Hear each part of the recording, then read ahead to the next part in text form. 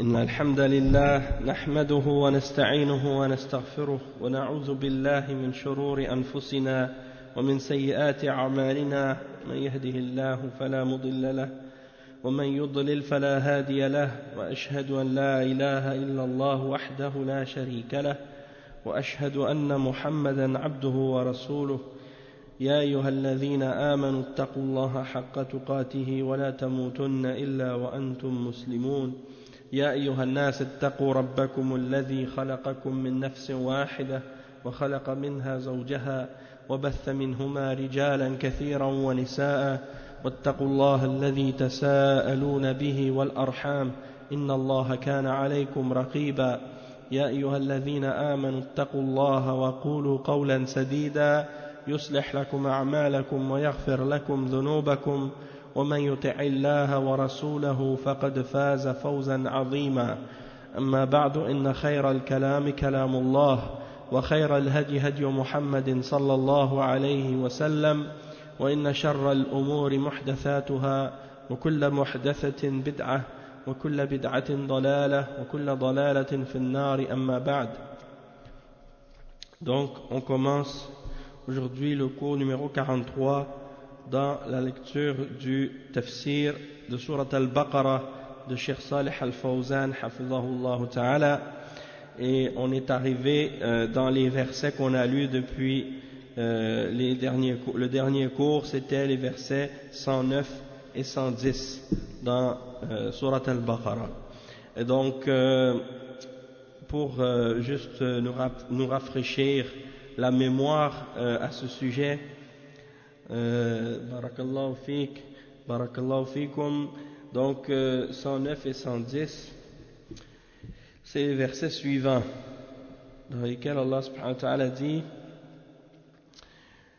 وَدَّ كَثِيرٌ مِّنْ أَهْلِ الْكِتَابِ لَوْ يَرُدُّونَكُمْ مِّن بَعْدِ إِيمَانِكُمْ كُفَّارًا حَسَدًا مِّنْ عِندِ أَنفُسِهِمْ مِّن بَعْدِ مَا تَبَيَّنَ لَهُمُ الْحَقُّ فَاعْفُوا وَاصْفَحُوا حَتَّى يَأْتِيَ اللَّهُ بِأَمْرِهِ إِنَّ اللَّهَ عَلَى كُلِّ شَيْءٍ قَدِيرٌ وَأَقِيمُوا الصَّلَاةَ وَآتُوا الزَّكَاةَ وَمَا تُقَدِّمُوا لِأَنفُسِكُم مِّنْ خَيْرٍ تَجِدُوهُ عِندَ اللَّهِ إِنَّ اللَّهَ بِمَا تَعْمَلُونَ بَصِيرٌ. Si on lit la traduction des sens de ce verset, Allah subhanahu wa ta'ala dit ce qui signifie: nombre des gens du livre, c'est-à-dire plusieurs d'entre les gens du livre, aimeraient, par jalousie de leur part, pouvoir vous rendre mécréants, c'est-à-dire vous faire revenir à la mécréance après que vous ayez eu la foi, après que vous ayez cru, et après que la vérité s'est manifestée à eux. Pardonnez et oubliez jusqu'à ce que Allah fasse venir son commandement. Allah est très certainement omnipotent. Et accomplissez la salat et donnez la zakat. Et tout ce que vous avancez de bien pour vous-même, vous le trouverez auprès d'Allah, car Allah voit parfaitement ce que vous faites. Donc on va lire maintenant l'explication. Wa alaykum assalam wa rahmatullahi wa barakatuh. Donc on a lu au dernier cours l'explication du verset 109, et là on a commencé au dernier cours à la fin à lire l'explication du verset 110 au sujet de l'établissement de la salat. On a expliqué wa aqimus salat, qu'est-ce que ça signifie, et maintenant on est arrivé à la partie où le cheikh il explique wa atuz zakat, c'est-à-dire et donner la zakat. On va lire cette explication là de Cheikh Al-Fawzan. Donc il dit wa atuz zakat لأن الزكاة هي قرينة الصلاة وهي حق أوجبه الله في أموال الأغنياء، حق معلوم للسائل والمحروم، فالزكاة قرينة الصلاة، فمن صلى ولم يزكي وعنده مال ولم يزكيه فإنه ترك ركنا من أركان الإسلام وليس تطوعا إن شاء عمله وإن شاء تركه، بل هو فرض محتم أوجبه الله. فالصلاة إحسان بين العبد وبين ربه، والزكاة إحسان بين العبد وبين إخوانه المسلمين. Donc le cheikh il dit et donner la zakat. La signification de ça c'est que la zakat, le cheikh il dit, c'est le compagnon de la salat, dans le sens que lorsque Allah subhanahu wa ta'ala, dans plusieurs versets, il mentionne de faire la salat, il accompagne souvent cet ordre avec le fait de mentionner que aussi on doit donner la zakat. Donc il dit, et accomplissez la salat et donnez la zakat, comme si la salat et la zakat sont deux compagnons et qui sont mentionnés ensemble dans plusieurs versets et dans plusieurs hadiths. Donc le cheikh il dit, c'est un des droits que Allah subhanahu wa ta'ala a rendu obligatoire dans les biens des riches, c'est-à-dire les gens qui ont de la richesse. C'est un droit pour eux dans leur argent de donner aux gens qui sont pauvres. Et comme Allah subhanahu wa ta'ala le dit dans le verset 24 et 25 dans Surat Al-Ma'arij, il dit haqqun ma'loum lis-sa'ili wal mahroum. Donc as-sa'il, c'est la personne qui demande, al-mahroum, c'est la personne qui est déshéritée, hein? Donc c'est un devoir pour les riches de donner de cet argent-là aux pauvres et aux nécessiteux.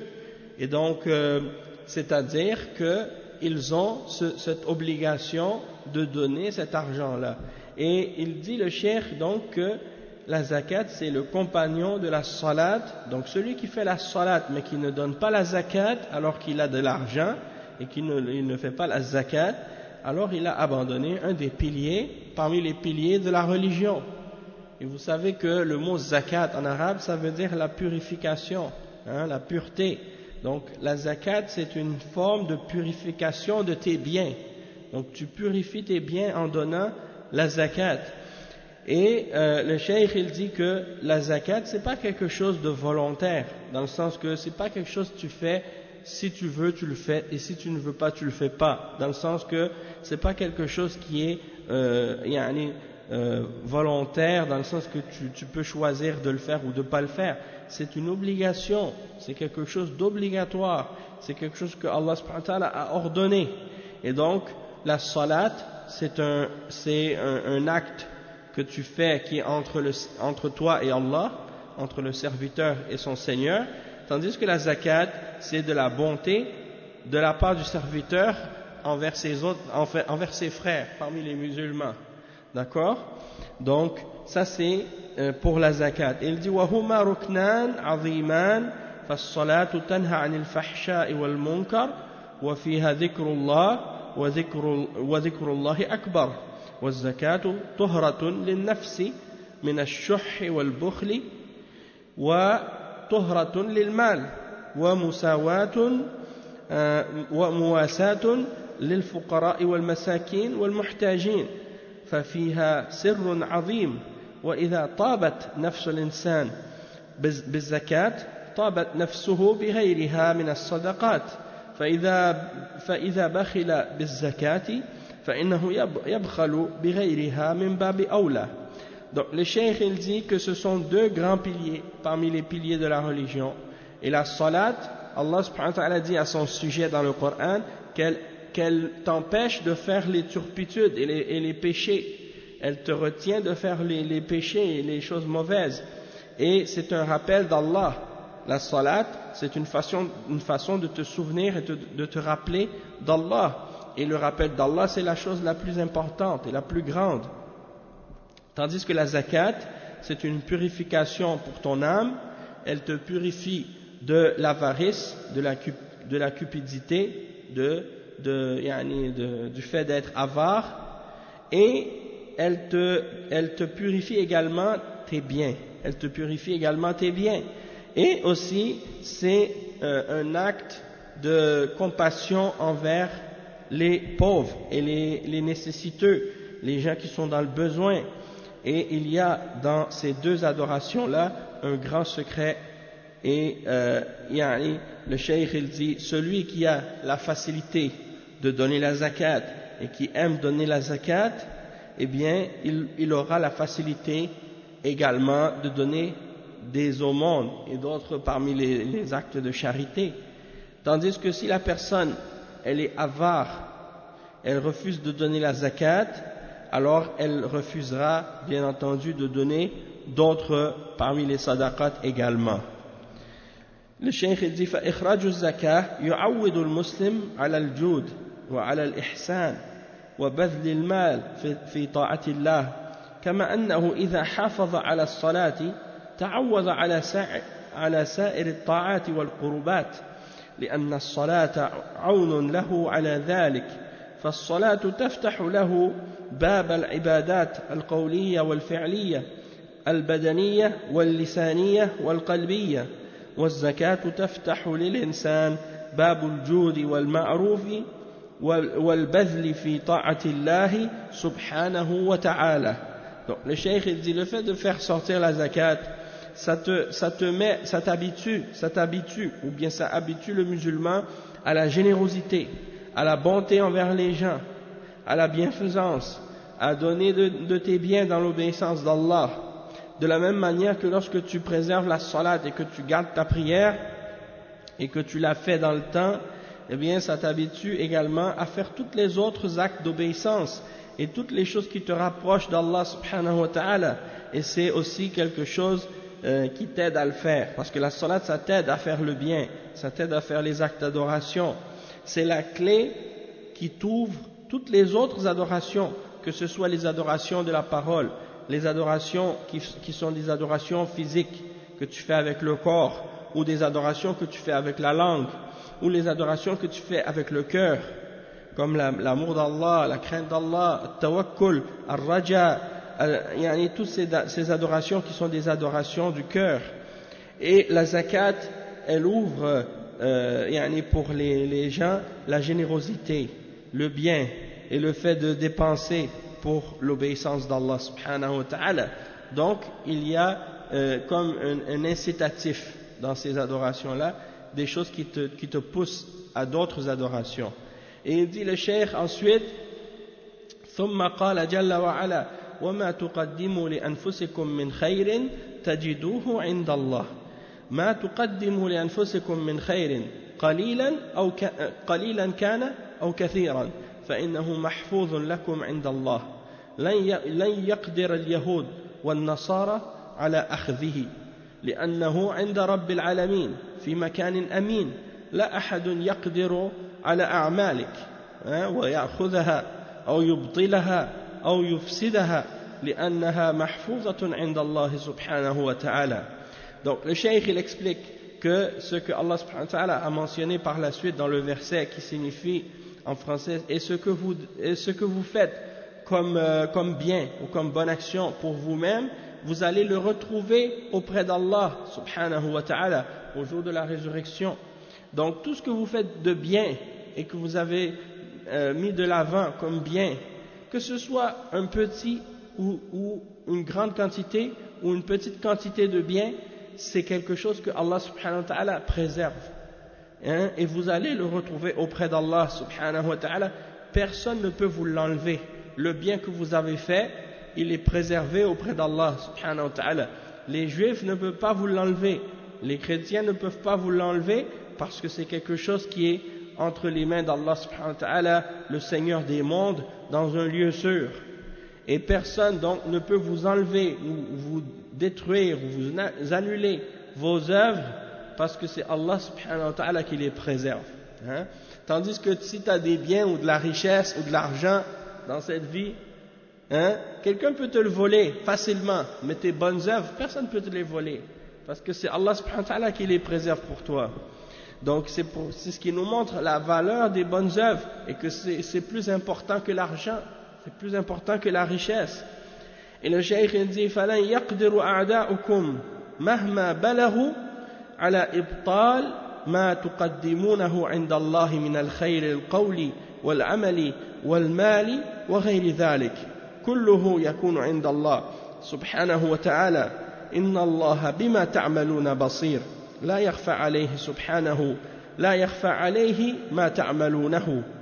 Donc le cheikh il dit tout ce que vous faites comme bien, vos ennemis ne seront jamais capables, peu importe l'effort qu'ils font, ils ne seront jamais capables de l'annuler. Tout ce que vous faites pour Allah comme bien, que ce soit par la parole, par les actions, par l'argent que vous dépensez, tout ça c'est auprès d'Allah subhanahu wa ta'ala, et Allah certes est il est au courant, il sait ce que vous faites, il voit ce que vous faites, il est basir, hein. Inna Allah bima ta'maluna basir. Basir, ça veut dire qu'il voit qu'est-ce que vous faites. Il n'y a rien qui lui échappe. Il n'y a rien qui lui échappe de ce que vous faites comme action, que ce soit du bien ou du mal. Et il dit bal huwa yubsirukum wa yubsiru a'malakum wa ya'malu a'mal wa ya'lamu a'malakum la takhfa alayhi saghiraha wala kabiraha ولا تظن أنك إذا عملت شيئا من الخير أنه يخفى على الله جل وعلا بل هو في مرأى من الله سبحانه وتعالى ومسمع من الله وعلم من الله في أي مكان عملته وفي أي زمان عملته فإن الله يعلمه جل وعلا ويجازيك عليه. Donc le cheikh il dit, il vous voit et il voit vos œuvres, et il connaît vos œuvres. Il n'y a rien qui lui échappe de vos œuvres, qu'elles soient petites ou grandes. Et donc ne pense pas que une action que tu as faite de bien, ne crois pas que cette action-là peut échapper à Allah subhanahu wa ta'ala, parce qu'il vous voit, hein, vous êtes à la vue d'Allah, et il vous entend, et il sait tout de vous, il n'y a rien qui lui échappe, peu importe l'endroit où vous avez fait cette œuvre ou cette action, et peu importe l'époque ou le moment où vous l'avez faite cette action, Allah subhanahu wa ta'ala, il la connaît et il va vous récompenser pour cette action, si c'est un acte de bien. Et donc ça veut dire que tu n'as pas besoin d'avoir peur. Hein? C'est pas par exemple parmi les êtres humains, quand on donne quelque chose à quelqu'un ou on fait quelque chose à quelqu'un, les êtres humains peuvent oublier, hein? Tu peux donner quelque chose à quelqu'un, tu dis garde ça pour moi, hein? Tu reviens le voir dans quelques temps, tu lui dis où est-ce que tu as mis la chose que je t'ai donnée? Il dit mais je sais pas, je me rappelle pas, hein? Je l'ai perdu. Tes bonnes œuvres auprès d'Allah, elles seront jamais perdues, même si c'est une atome, hein? Allah subhanahu wa ta'ala dit فَمَنْ يَعْمَلْ مِثْقَالَ ذَرَّةٍ خَيْرًا يَرَهُ وَمَنْ يَعْمَلْ مِثْقَالَ ذَرَّةٍ شَرًّا يَرَهُ. Ça veut dire même une atome de bien, tu vas le voir, un atome de mal, tu vas le voir. Il n'y a rien qui est échappé, il n'y a rien qui est perdu, il n'y a rien qui est égaré, il n'y a rien qui est oublié, hein? Allah il l'oublie même pas. Une atome de bien, il le voit. Tu vas le voir au jour de la résurrection. Un atome de mal, tu vas le voir au jour de la résurrection. Il n'y a rien qui va être échappé. Il n'y a rien qui va être perdu. Tout ce que tu fais, tu vas avoir la récompense pour. Tu penses pas, ah mais ça c'est une petite action, c'est rien, qu'est-ce que j'ai fait, ça n'a pas beaucoup de valeur. Hein? Le prophète sallallahu alayhi wa sallam, il a dit, ittaqun nar wala bi shaqqi tamra. Craignez l'enfer et préservez-vous de l'enfer même avec la moitié d'une date. Que tu donnes à quelqu'un la moitié d'une date, hein, ça te préserve de l'enfer parce que c'est une bonne action. Tu la donnes avec la bonne intention, Allah il te récompense. Tu dis, mais j'ai donné un noyau de date, j'ai donné une moitié de date à quelqu'un, ça c'est quelque chose d'insignifiant, ça n'a pas de valeur. Allah il va pas calculer ça. Allah il va calculer. Toi tu le sais pas, Allah il va le calculer. Tu ne sais pas quelle récompense Allah il va te donner pour ça. Donc, dis-toi pas qu'une action elle est trop petite. Hein? La tahqiranna shay'an min al-ma'ruf. Allah subhanahu wa ta'ala dit ne méprisez rien de ce que vous faites de bien. Ne méprisez pas, ça veut dire, pense pas que c'est quelque chose de petit. Pense pas que c'est quelque chose qui n'a pas de valeur. Pour Allah, tu ne sais pas la valeur que ça peut avoir. Donc, tout ce que tu fais de bien, hein, tu le fais pour Allah, Allah il va te récompenser pour. Le cheikh dit وهذا تأمين للمسلمين بأن أعمالهم محفوظة عند الله سبحانه وتعالى وأن الله لا يخفى عليه شيء من أعمالهم سواء كانت قليلة أو كثيرة ظاهرة أو باطنة وما تفعل من خير يعلمه الله فإذا كان كذلك فإن المسلم يطمئن وينشط على الخير ولا يحتقر من الخير شيئا ولا يستصغر من العمل الصالح شيئا فإنه كله عند الله جل وعلا إن الله لا يظلم مثقال ذرة وإن تك حسنة يضاعفها وَيُؤْتِي مِن لَدُنْهُ أَجْرًا عَظِيمًا. Donc le cheikh il dit, qu'est-ce que j'ai mentionné, la même chose. Qu'est-ce que le musulman il fait? Ça c'est une sécurité. Quand il entend ça, il dit mais ça c'est une assurance pour moi. Hein? T'as pas besoin des assurances avec Allah subhanahu wa ta'ala autre que Allah. Hein? Dans la dunya, tu as besoin des assurances pour tout, pour ta voiture, pour ci, pour ça. Allah al-Musta'an, non, avec Allah subhanahu wa ta'ala, c'est Allah subhanahu wa ta'ala qui préserve tes actions. Tu n'as pas besoin d'assurance pour ça. Hein? Et il n'y a rien qui échappe à Allah subhanahu wa ta'ala de tes œuvres, peu importe que c'est une petite quantité, peu importe que c'est une grande quantité, peu importe que c'est quelque chose qui est apparent, peu importe que c'est quelque chose qui est caché, tout ce que vous faites de bien, Allah subhanahu wa ta'ala, il le sait. Hein? Tu dis, mais j'ai fait quelque chose de bien, quelque part, dans un endroit, personne m'a vu, personne n'a su. Hein? Mais Allah subhanahu wa ta'ala, il t'a vu, et Allah subhanahu wa ta'ala, il l'a su. Et il va te récompenser. Il va te récompenser pour ça. Et il dit, il n'y a rien qui échappe à Allah, et il dit, donc si le musulman, il sait ça, il est conscient de ça, il est en paix dans son cœur, en tranquillité dans son cœur, et il se force, et il va faire beaucoup d'efforts, il va être motivé pour faire le bien, et il ne va pas mépriser rien du bien qu'il fait, il ne va pas diminuer l'importance des bonnes œuvres qu'il a faites. Hein, quoi que ce soit du bien qu'il a fait, il ne va pas le dénigrer, il ne va pas le mépriser. Tout ça, c'est auprès d'Allah subhanahu wa ta'ala. Et Allah subhanahu wa ta'ala, il dit dans le verset 40 dans Surat An-Nisa, ce qui signifie, et Allah subhanahu wa ta'ala ne fait même pas de l'injustice, même le poids d'une graine de moutarde, hein, même le poids d'un atome, il ne fait pas de l'injustice. Hein, et si c'est une bonne action, il va la multiplier, sa valeur.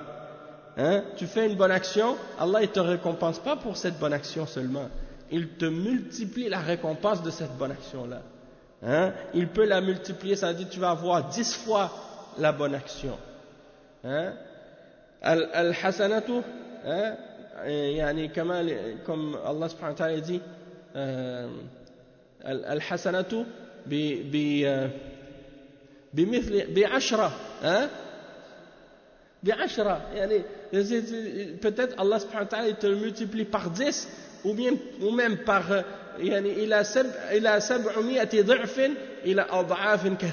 peut-être même 700 fois il te le multiplie, même peut-être d'autres, plus que ça encore, tu peux même pas calculer combien de fois Allah il multiplie ta bonne action. Et la bonne action il la multiplie, comment tu fais pour savoir il la multiplie plus que par 10 ou par 100 ou par 200 ou par 500 ou par 600 ou par 1000, comment tu fais pour savoir? Hein? C'est-à-dire, c'est quoi la différence entre la bonne action qu'il multiplie par 10 ou la bonne action qu'il multiplie par 700? C'est quoi la différence entre les deux? Comment on fait pour savoir? Vous savez c'est quoi la différence? La différence c'est dans le niya, c'est dans l'ikhlas, c'est dans le sidq. Quand tu fais ton œuvre, si ton action tu l'as fait avec beaucoup de sincérité, beaucoup de ikhlas pour Allah, même si, par exemple, toi tu fais une action à côté de quelqu'un. Hein? Des fois tu vois, on est dans la salade, tout le monde, on est ensemble, dans le saf. On prie tous en rang, on est tous un à côté de l'autre. Il y en a un, sa salade, elle vaut comme la montagne. L'autre, sa montagne, elle vaut juste comme une petite chose. Pourquoi? À cause de la concentration, à cause de l'intention, à cause de la sincérité, à cause de la présence du cœur, à cause de la crainte d'Allah, à cause, al-qalb, aussi tiba' sunnah, et tous ces exemples-là, c'est ça ce qui fait la différence entre une personne et une autre. La récompense de lui et la récompense de l'autre, les deux, ils font la même action. Lui, il a beaucoup de récompenses, lui, il a un peu de récompense. Pourquoi? Parce que le cœur, c'est pas la même chose. Hein? Et donc, le cheikh, il dit, donc si tu fais une bonne action, Allah, il la multiplie et il va donner de sa part une récompense énorme. Il dit فالله جل وعلا يقبل الحسنة ويضاعفها أضعافا كثيرة الحسنة ب10 أمثالها إلى 700 ضعف إلى أضعاف كثيرة لا يعلمها إلا الله فهذا مما يطمئن المسلم ويقويه على العمل الصالح وهذا مما يجعل المسلم لا يخاف من أعدائه ولا يخاف من حاسديه إذا أحسن المعاملة بينه وبين الله فلن يضره أحد إلا بإذن الله سبحانه وتعالى. Donc le cheikh il dit Allah subhanahu wa ta'ala il accepte la bonne action que tu fais et il la multiplie de nombreuses fois.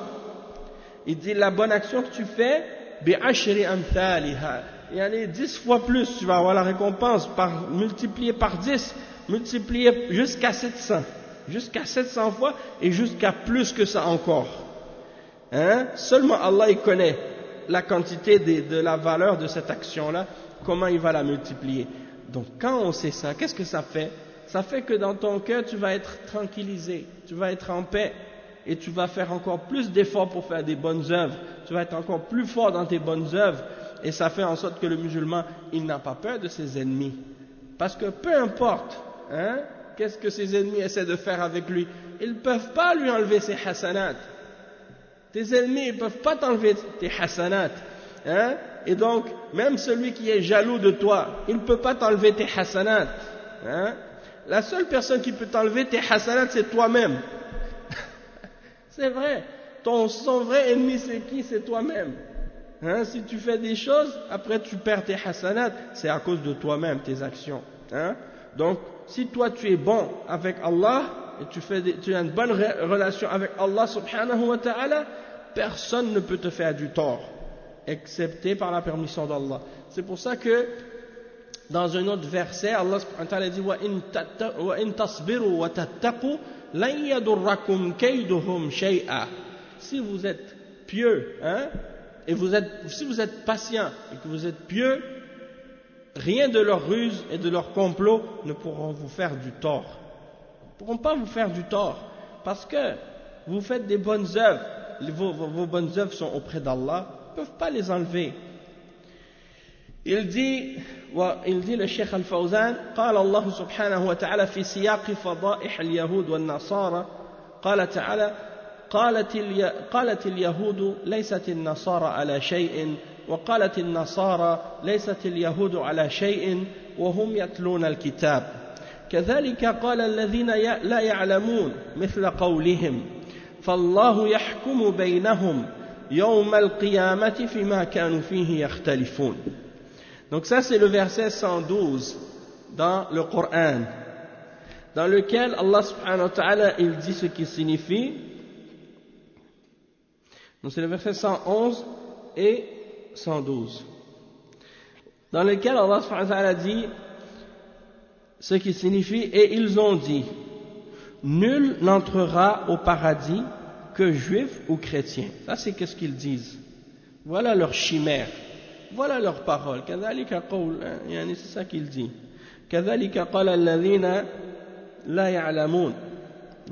C'est comme ça que les gens qui ne savent pas, c'est ça ce qu'ils disent. Tilka amaniyuhum. Ça c'est leur souhait. C'est ça qu'ils voudraient. Ils ont dit, il n'y a personne qui va rentrer au paradis, excepté s'il est juif ou s'il est chrétien. C'est ça qu'ils souhaitent. Ça c'est leur souhait. C'est ça qu'ils pensent. Tilka amaniyuhum. Allah subhanahu wa ta'ala il les a réfutés. Il dit, dis-leur ô Muhammad, qul hatu burhanakum in kuntum sadiqin. Ramenez vos preuves si vous dites la vérité. C'est pas juste c'est facile de dire quelque chose, mais il faut le prouver. C'est ça la différence. C'est pas juste dire quelque chose. Ramène tes preuves si tu dis la vérité. Qul hatu burhanakum in kuntum sadiqin. Et dans le verset suivant, Bala man aslama wajhahu lillahi wa huwa muhsinun falahu ajruhu inda rabbih wa la khawfun alayhim wa la hum yahzanun. Donc on va on va expliquer ces versets-là après le verset qui est mentionné après le verset 113. C'est le verset qu'on a lu qui dit « Et les Juifs dirent, les chrétiens ne se tiennent sur rien. Hein? Les Juifs dirent, les chrétiens ne se tiennent sur rien. » C'est-à-dire les chrétiens, ils sont sur rien. Ils ne se tiennent pas sur la vérité. Et les chrétiens disent la même chose des Juifs. Ils disent les Juifs ne se tiennent sur rien. Alors qu'ils lisent le même livre. Hein? Ils ont le même livre. Et le cheikh, il dit ensuite, il mentionne la suite du verset, il dit ce qui signifie de même ceux qui ne savent rien tiennent un langage semblable au leur. C'est-à-dire ils disent la même chose, ceux qui ne savent pas, les juhal, les ignorants, ils disent la même chose que eux.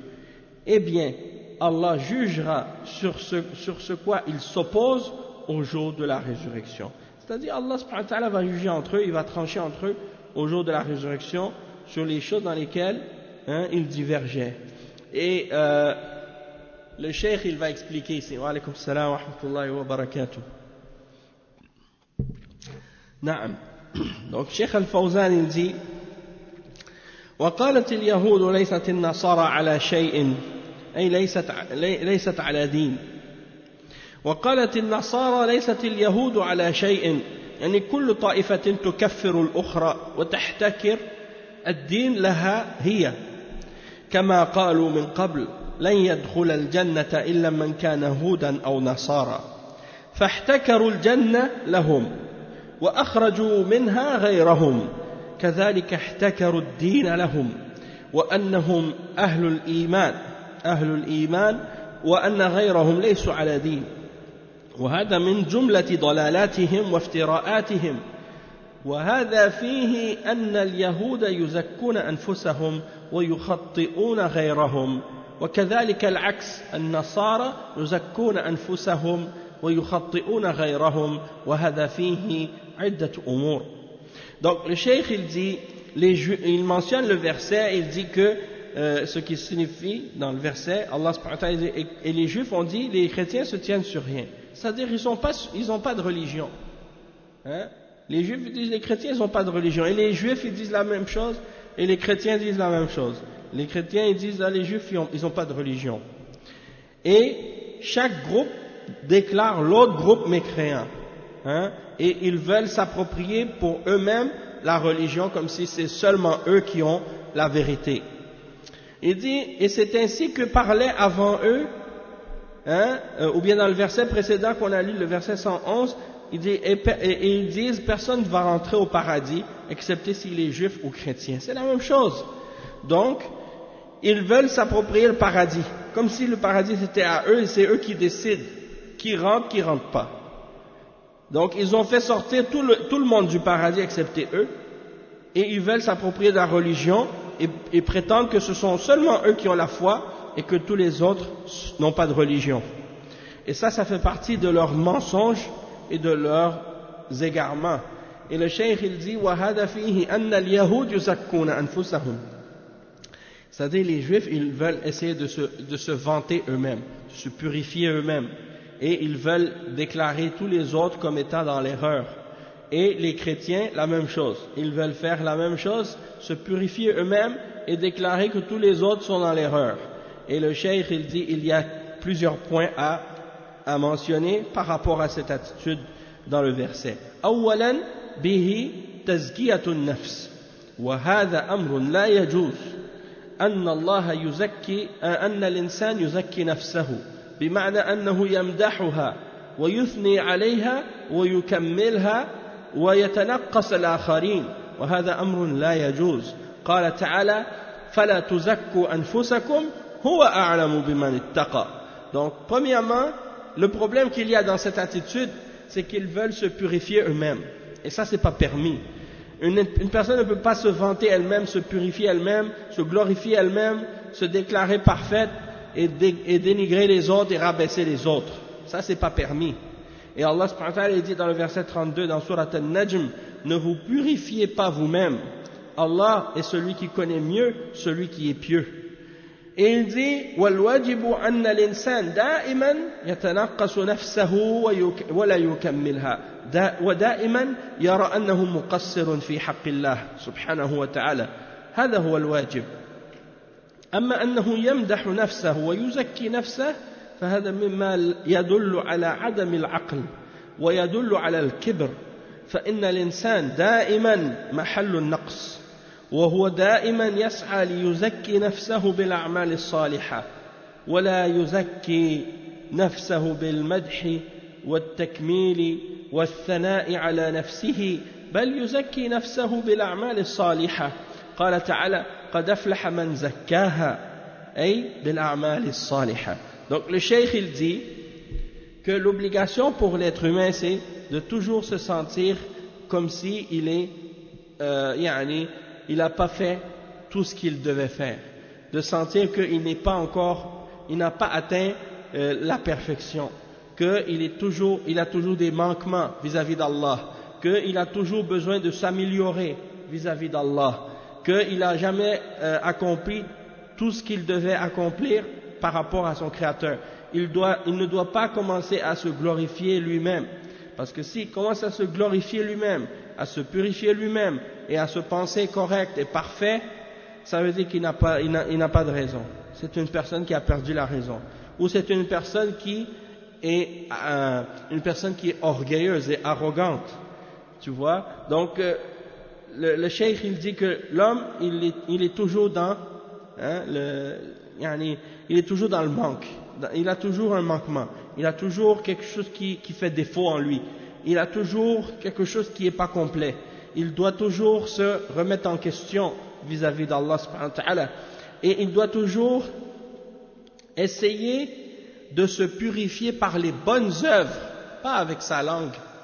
Se purifier avec ta langue c'est facile, tu te purifies avec ta langue parce que tu te fais des éloges à toi-même, tu te glorifies toi-même, ça c'est, tout le monde est capable de faire ça, mais te purifier par des bonnes œuvres, de faire les bonnes œuvres et les actes de piété, c'est ça qui te purifie, c'est ça qui te fait tes éloges, c'est ça qui t'élève auprès d'Allah, c'est pas ta langue, tu fais aller ta langue en te glorifiant toi-même, ça t'élève pas, au contraire ça te rabaisse, et donc la personne, si elle veut se purifier elle-même, elle fait les bonnes œuvres pour Allah. Allah subhanahu wa ta'ala dit dans le verset 9 dans Surat Ash-Shams, il dit قد أفلح من زكاها, en parlant de nafs, قد أفلح من زكاها, celui qui a purifié son âme, c'est lui qui a la réussite, c'est lui qui a le succès. Mais comment il a purifié son âme? Il l'a purifié par les bonnes œuvres, par al-a'mal as-salihah, les bonnes œuvres. Et le cheikh il dit ثانيا وهذا فيه أن الإنسان يرى عيب غيره ولا يرى عيب نفسه. فاليهود لا يرون ما فيهم من العيب وإنما ينظرون إلى عيب النصارى، والنصارى كذلك ينظرون إلى عيب اليهود ولا ينظرون إلى عيوب أنفسهم. وهذا من أخطر الأمور أن الإنسان ينسى نفسه وينسى ما فيه من العيوب ويتتبع عيوب الآخرين، وهذا مركب نقص في الإنسان. الواجب أن الإنسان ينظر إلى عيوب نفسه ويصلحها ولا يشتغل بعيوب الآخرين، وإنما يشتغل بعيوب نفسه ويحاسب نفسه. Donc le cheikh il dit une des plus dangereuses parmi les choses, c'est que la personne elle voit le défaut des autres, mais elle ne regarde pas ses propres défauts à elle. Comme les juifs, ils voient pas les défauts qu'ils ont en eux-mêmes, ils voient les défauts qui existent chez les chrétiens. Et les chrétiens, la même chose, ils ne voient pas les défauts qu'ils ont eux-mêmes, mais ils regardent les défauts des juifs. Ils ne regardent pas leurs propres défauts. Et donc ça c'est une des choses les plus dangereuses, lorsqu'une personne s'oublie elle-même et qu'elle oublie ses défauts et elle ne fait que suivre les défauts des autres, et ça c'est quelque chose qui fait partie des défauts qui existent en l'homme. Lorsque quelqu'un il ne fait que regarder les défauts des autres, c'est pas bon. L'obligation c'est de regarder les défauts de ta personne.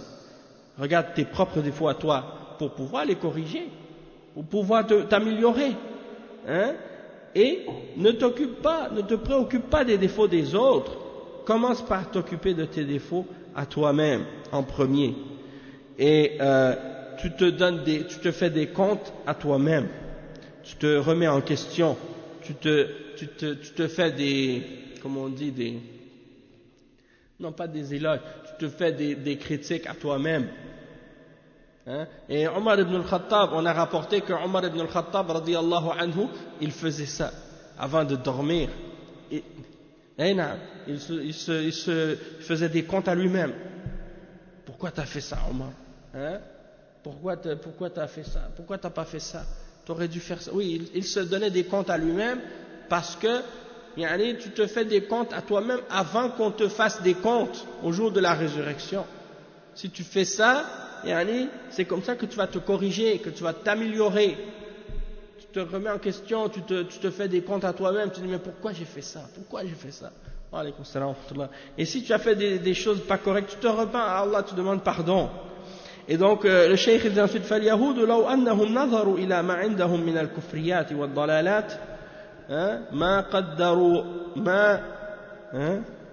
ما قدروا أن يرفعوا رؤوسهم ولا أن ينظروا إلى الناس من الحياء والخجل مما هم فيه. فاليهود عندهم من الكفريات والضلالات ما ليس عند العالم كله، ومع هذا يقولون ليست النصارى على شيء، ينظرون إلى عيوب غيرهم ولا ينظرون إلى عيوبهم، يقولون إن الله فقير ونحن أغنياء، يقولون يد الله مغلولة، يقولون إن الله لما خلق السماوات وخلق الخلائق تعب واستراح يوم السبت، تعالى الله عما يقولون. ولهذا رد الله عليهم بقوله ولقد خلقنا السماوات والأرض وما بينهما في 6 أيام وما مسنا من لغوب، أي من تعب.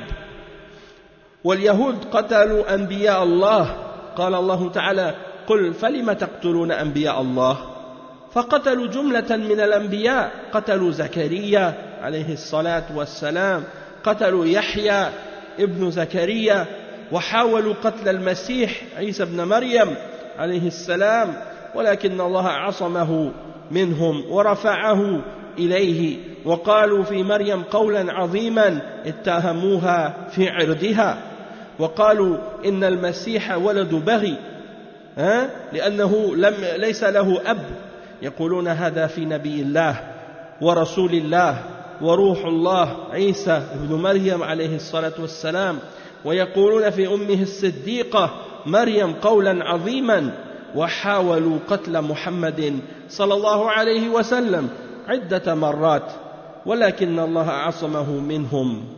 هذه من فضائح اليهود، ومع هذا لم ينظروا إلى ما عندهم من القبائح، وإلا لو نظروا إلى هذه القبائح وغيرها مما عندهم لنكسوا رؤوسهم حياء وخجلا ولم يستطيعوا أن يتكلموا، لأن العالم يعلمون حالهم ويعلمون ما عندهم من الفضائح والقبائح مما ذكره الله سبحانه وتعالى من ضلالاتهم وكفرياتهم. Donc le cheikh il dit, les juifs, s'ils auraient regardé leurs propres paroles de mécréance et leurs propres actes d'égarement, ils n'auraient même pas été capables de relever la tête, et ils n'auraient même pas pu regarder les gens par honte et par gêne de qu'est-ce qu'ils ont en eux-mêmes comme défaut et comme problème. Les juifs et tout ce qu'ils ont comme forme de mécréance et comme égarement, que personne d'autre dans le monde possède excepté eux, des formes de mécréance et d'égarement incomparables. Et malgré cela, ils disent à propos des chrétiens, ils ne sont sur rien, en voulant dire que les chrétiens, les juifs disent, les chrétiens n'ont pas de religion. Et ils oublient leurs propres défauts, et ils oublient de regarder leurs propres problèmes. Ils ont dit, comme Allah subhanahu wa ta'ala a mentionné dans le Coran, ils ont dit Allah est pauvre et nous sommes riches. Les juifs disent ça. Les juifs ont dit à propos d'Allah que sa main est fermée, en voulant dire qu'ils accusent Allah d'être avare. Ils accusent Allah de ne pas donner de ses richesses et de ses biens. Et ils disent que Allah subhanahu wa ta'ala, après avoir créé les cieux et la terre, il a été fatigué et qu'il s'est reposé le 7e jour. Hein? Allah al-Musta'an. Et donc c'est pour dire que Allah subhanahu wa ta'ala, il les a réfutés dans le Coran à ce sujet-là, dans le verset 38, dans Surat Qaf et dans d'autres versets. Il a dit, nous avons certes créé les cieux et la terre et tout ce qu'il y a entre les deux en 6 jours et aucune fatigue ne nous a touchés. Aucune fatigue ne nous a touchés.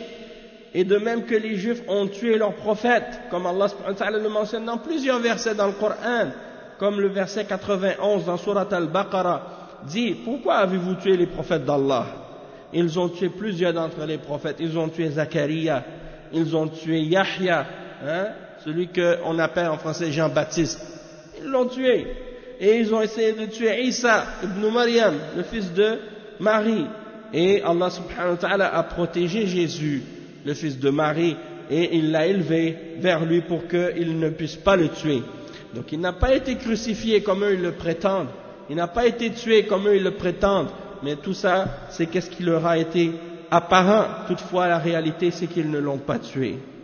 Et ils ont dit des choses graves à propos de Maryam, alayhi salam. Ils l'ont accusé dans son honneur. Ils l'ont accusé dans son honneur et ils ont accusé Isa al-Masih. Ils ont accusé Jésus d'avoir été un enfant illégitime. Pourquoi? Parce qu'il n'avait pas de père. Ils n'ont pas compris que c'était un miracle d'Allah subhanahu wa ta'ala et que Allah l'a créé dans le ventre d'une femme sans père. Ça fait partie de ses miracles et il est tout puissant. Et donc Allah subhanahu wa ta'ala, il a fait ça et eux, ils n'ont pas eu la honte. Ils n'ont pas été gênés de parler à propos d'un des prophètes d'Allah, un messager d'Allah, hein, une âme que Allah subhanahu wa ta'ala a créée, Isa ibn Maryam. Et ils disent de sa mère, la véridique, Maryam, Marie, hein, des paroles graves. Hein, ils l'accusent, hein, dans son honneur. Et ils ont même essayé de tuer le prophète Mohammed sallallahu alayhi wa sallam à maintes reprises. À maintes reprises. Et il y a beaucoup d'autres choses aussi qui sont mentionnées aussi comme ça dans leurs livres, que le cheikh il n'a pas mentionné, mais ils ont dit des paroles très graves à propos de Lut, hein, et à propos de Nuh, et à propos de Daoud dans la Bible, dans leurs livres. Ils les accusent de choses graves. Hein. Certains prophètes, ils les accusent d'inceste. Hein, et ça c'est écrit dans leurs livres. Allah al-Musta'an. Donc c'est pour dire, ils n'ont pas de honte, ils n'ont pas de gêne. Et c'est pour ça que le cheikh il dit, ils ont essayé de tuer, hein, même le prophète Mohammed sallallahu alayhi wa sallam, plusieurs fois ils ont essayé de l'assassiner. Mais Allah subhanahu wa ta'ala l'a préservé d'eux. Et ils ont beaucoup de scandales comme ça, les juifs, beaucoup de choses honteuses et beaucoup de choses laides. Mais ils n'ont pas regardé ces choses-là. Ils ont préféré regarder les choses laides que les autres ont fait et ils oublient leurs propres péchés et leurs propres égarements. S'ils les avaient regardés, ces péchés, ces égarements et ces choses qu'ils ont dit et qu'ils ont faites, ils n'auraient pas pu relever leur tête. Ils auraient gardé la tête basse à cause de la honte et de la gêne, hein, de qu'est-ce qu'ils ont fait comme action. Sans parler de tout ce qu'on a mentionné depuis le début dans Surat Al-Baqarah, le fait qu'ils ont pris le veau d'or et toutes les autres choses qu'ils ont fait avec Moussa alayhi salam. S'ils avaient pris ça en considération, ils n'auraient même pas pu parler. Et le monde entier est témoin, et le monde entier sait, l'état de ces gens-là. Même les non-musulmans, parmi les gens qui ne sont pas juifs, les chrétiens et les autres peuples sur la terre, ils les connaissent. Ils ont une réputation qui les dépasse partout dans le monde. Ils sont connus. Et donc, tout le monde est au courant de ce qu'ils ont comme scandale et comme paroles laides et comme choses que Allah subhanahu wa ta'ala a mentionnées à leur sujet parmi les formes d'égarement et de mécréance. Thalithan, troisièmement, par rapport à ce qu'on peut tirer de ce verset, le cheikh il dit Thalithan, hada fihi juhudun جحود ما مع الخصم من الحق ولا يجوز للإنسان إذا تخاصم مع شخص أو اختلف مع شخص لا يجوز له أن يجحد ما معه أو ما مع خصمه من الحق بل الإنصاف يقتضي أن الإنسان يعترف بالحق الذي مع خصمه ولا يحمله خلافه والبغض لخصمه إلى أن يجحد ما معه من الحق بل يعترف بما معه من الحق فهم أنكروا هذا قالوا النصارى ليسوا على شيء أي ما معهم حق أبدا. Donc le cheikh dit troisièmement, il y a dans ce verset un exemple de l'attitude des juifs qui renient ce que son adversaire ou son opposant a de la vérité. Et donc le cheikh il explique que ça c'est pas correct. C'est-à-dire que lorsque tu as un conflit avec quelqu'un, même si tu as une divergence avec quelqu'un, ça ne te donne pas le droit de renier ce que la personne possède comme vérité. Hein? Donc si par exemple tu as une divergence avec un juif ou avec un chrétien, est-ce que ça veut dire que tout ce que le juif va dire et tout ce que le chrétien dit, ça veut dire tout ce qu'il dit c'est faux? Il dit rien de vrai? Hein? Le juif quand il dit quelque chose il dit rien de vrai? Le chrétien quand il parle il dit rien de vrai? Non, ça c'est pas juste. Hein? Il faut être juste. Ça veut dire qu'il y a des choses qu'ils disent qui sont vraies et il y a des choses qu'ils disent qui sont fausses. Et il faut être juste dans ces questions-là. Tandis que l'attitude des juifs dans ce verset et l'attitude des chrétiens dans ce verset, c'est de renier tout ce que son opposant dit. Même si c'est la vérité, il ne l'accepte pas et il renie tout d'un seul bloc. Hein? Donc ça c'est de l'injustice. Hein? Ils ont renié tout ce que les chrétiens ont dit, même si des choses qu'ils disent sont des choses de la vérité. Et les chrétiens la même chose. النصارى كذلك لما قالوا ليست اليهود على شيء معناه أنهم يعني كملوا أنفسهم ونقصوا الآخرين ومعناه أنهم جحدوا ما مع اليهود من الحق بسبب البغض والحقد والحسد وما عند النصارى أشد مما عند اليهود من القبائح بل هناك أقبح من قولهم إن الله هو المسيح ابن مريم وهناك أقبح من قولهم إن الله ثالث يعني الشيخ يقول ما عند النصارى أشد مما عند اليهود من القبائح هل هناك أقبح من قولهم إن الله هو المسيح ابن مريم أهناك أقبح من قولهم إن الله ثالث ثلاثة تعالى الله عما يقولون أهناك أقبح من قولهم المسيح ابن الله هذه قبائح ومع هذا لم ينظروا إليها وإنما نظروا إلى عيوب الناس ولهذا يقول عز وجل قل هل أنبئكم بشر من ذلك مثوبة عند الله من لعنه الله وغضب عليه وجعل منهم القردة والخنازير وعبد الطاغوت أولئك شر مكانا وأضل عن سواء السبيل وهذا كله في اليهود والنصارى ومع هذا يتبجحون ويقولون لن يدخل الجنة إلا من كان هودا أو نصارى ويقولون الناس كلهم كفار إلا نحن على الإيمان ويقولون قبائح وفضائح ولا يلتفتون إلى ما عندهم من القبائح والشنائع في حق الله سبحانه وتعالى. Donc le cheikh il explique ensuite, il dit la même chose chez les chrétiens. Ils disent les juifs ne se tiennent sur rien. Ça veut dire que pour eux ils se sont purifiés, ils sont parfaits, ils sont complets. Hein? Et c'est juste les autres qui ont des défauts. Eux non. Et donc ça veut dire qu'ils renient même la vérité qui existe chez les juifs à cause de la haine, hein, à cause de la jalousie, à cause de la rancune. Je ne sais pas si vous connaissez l'histoire, mais si vous regardez dans l'histoire, l'Église catholique, qui est la grande majorité des chrétiens dans le monde, ça a toujours en grande partie été l'Église catholique, elle a toujours considéré les Juifs comme les responsables de la mort de Isa ibn Maryam, de la mort de Jésus. Alors que Jésus n'est même pas mort. Ils ne l'ont même pas tué. hein, comme Allah subhanahu wa ta'ala nous a dit, ils ne l'ont pas crucifié, ils ne l'ont pas tué. Mais ils l'ont, malgré tout, les juifs, parce que les chrétiens, leur religion est basée sur le mythe de la crucifixion et de la résurrection de Jésus. C'est-à-dire que pour eux, la religion c'est basé là-dessus. Si tu ne crois pas pour eux que Jésus est mort et qu'il est ressuscité, ça veut dire que pour eux, il n'y a pas de religion pour eux. C'est ça la base de la religion pour les chrétiens. Si tu n'as pas cru en ça, tu n'as pas cru en la religion. Tu ne crois pas en Dieu pour eux. Tu peux croire en l'existence de Dieu, croire en tous les prophètes, les anges, les messagers, le jour dernier. Si tu ne crois pas que Jésus est mort et qu'il est ressuscité pour un chrétien, tu ne crois pas en Dieu. Tu es un kafir pour eux. Hein? C'est ça qu'ils pensent. Alors que Allah subhanahu wa ta'ala dans le Coran il dit وَمَا قَتَلُوهُ وَمَا صَلَبُوهُ وَلَكِنْ شُبِّهَ لَهُمْ. Ils ne l'ont pas tué, ils ne l'ont pas crucifié. Allah il a détruit dans le Coran la base et le fondement de leur croyance dans un seul verset. Et ça c'est pour dire quoi? C'est pour dire que ces gens-là, hein, ils ont accusé les juifs.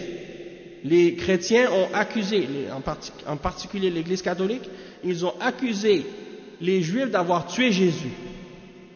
Et donc, dans toute l'histoire du christianisme, ils ont toujours considéré les juifs comme les responsables de la mort de leur Dieu. Allah al-Musta'an. Et jusqu'à dernièrement, à l'époque de Jean-Paul II, l'avant-dernier pape, où dans le Vatican II, ils ont déclaré que finalement, ce n'étaient pas les Juifs les responsables. À cause de qu'est-ce qui s'est passé dans la Deuxième Guerre mondiale avec l'Holocauste. Donc, ils se sont sentis un peu coupables de qu'est-ce qui s'est passé avec les nazis et tout. Donc, ils sont revenus sur leur position. Et ils ont déclaré que finalement, les Juifs sont innocents de la mort de Jésus. Et que c'était toute l'humanité, finalement, qui était responsable. Allahul Musta'an. Donc c'est pour dire, yani, comment leur religion est bizarre. Mais c'est parce que c'est une religion qui change à chaque époque pour satisfaire les tendances de l'époque. C'est comme ça que ça fonctionne le christianisme. Si les gens sont d'accord pour quelque chose, donc ils font de la pression sur l'Église, et là l'Église, ils disent il faut s'adapter, on va changer les lois. Donc ils écrivent un nouveau concile, et ils changent le dogme, et ça devient une nouvelle religion à chaque fois. Non, la vérité, c'est pas comme ça. La religion d'Allah, c'est pas comme ça. La religion d'Allah, elle change pas pour faire plaisir aux gens. Mais tout ça, pourquoi je dis ça? C'est pour dire que les chrétiens, ils ont toujours accusé les juifs d'avoir la responsabilité d'avoir tué Jésus. Toutefois, dernièrement, après la Deuxième Guerre, ils ont changé leur religion et ils ont décidé que finalement, non, ils sont plus responsables de ça. Mais pourquoi je dis ça? C'est parce que pendant toute leur histoire, ils ont maltraité les juifs. Ils ont humilié, rabaissé, maltraité les juifs. Pendant toute leur histoire, ça a été comme ça. Alors que si tu regardes le traitement, comment les musulmans ont traité les juifs à travers l'histoire de l'islam, dans les pays musulmans, ils ont toujours été bien traités. En tout cas, beaucoup mieux que le traitement qu'ils ont reçu en Europe. Beaucoup de juifs en Europe, même avant la Deuxième Guerre mondiale, pour occuper des postes ou pour avoir un certain travail dans les pays chrétiens, ils devaient se convertir au christianisme. Oui, beaucoup se sont convertis au christianisme, mais par hypocrisie, juste pour avoir un poste. Mais au fond d'eux-mêmes, ils restaient juifs, ils continuaient à pratiquer le judaïsme. C'est pour ça qu'il y a beaucoup de juifs, ils sont juifs, mais ils sont en apparence chrétiens, mais en réalité, dans leur cœur, ils croient au judaïsme. C'est comme ça que le christianisme est devenu aujourd'hui un jeu. Les gens ils jouent avec la religion et avec la croyance des gens. Donc tout ça pour dire, les juifs ils voient seulement les défauts des chrétiens. Les chrétiens ils voient seulement les défauts des juifs. Et ils s'oublient eux-mêmes, et ils oublient leurs propres défauts. Le cheikh il dit ensuite, est-ce qu'il y a une parole qui est plus laide et plus grave que la parole des chrétiens lorsqu'ils disent que Allah, pour eux, c'est le Messie, fils de Marie. Ils disent Inna Allaha huwa al-Masih ibn Maryam. Ou bien ils disent que Allah c'est le troisième du trois, c'est-à-dire la croyance en la Trinité. Ou bien ils disent que Al-Masih c'est Jésus, le fils de Marie. Donc tout ça, ça fait partie de leurs paroles qui sont laides, et ils n'ont pas regardé ces paroles-là, ils ont uniquement regardé les défauts des autres, et les paroles des autres, ils se sont oubliés eux-mêmes. Et le cheikh, il a cité le verset 60 dans Surat Al-Baqarah, et on va le lire ensemble, on va lire sa signification. Allah subhanahu wa ta'ala dit ce qu'il signifie, et rappelez-vous quand Moïse demanda, non c'était pas ce verset là, c'est dans Surat Al-Ma'idah, dans Surat Al-Ma'idah le verset 60, Allah subhanahu wa ta'ala il dit ce qu'il signifie, dit, puis-je vous informer de ce qu'il y a de pire en fait de rétribution auprès d'Allah, celui qu'Allah a maudit, celui qui a encouru sa colère, et ceux dont il a fait des singes, des porcs, et de même celui qui a adoré le Ta'hut, c'est-à-dire qui a adoré autre que Allah, les idoles et autres choses comme ça, le shaitan. Ceux-là ont la pire des places et sont les plus égarés du chemin, du droit chemin. Donc tout ça, c'est à propos des juifs et des chrétiens. Et eux, ils se prétendent être les seuls qui vont rentrer au paradis. Wa alaykum salam wa rahmatullahi wa barakatuh. Et ils disent, tous les hommes sont mécréants excepté nous. Et ils disent beaucoup d'autres choses laides. Et ils ne regardent pas leurs propres égarements. Donc on va s'arrêter ici pour aujourd'hui. Et puis on va continuer, Inch'Allah, demain, la suite du tafsir de Surat Al-Baqarah. Demain, Inch'Allah. سبحانك اللهم وبحمدك أشهد أن لا إله إلا أنت أستغفرك وأتوب إليك وصلى الله وسلم على نبينا محمد وعلى آله وصحبه أجمعين والسلام عليكم ورحمة الله وبركاته.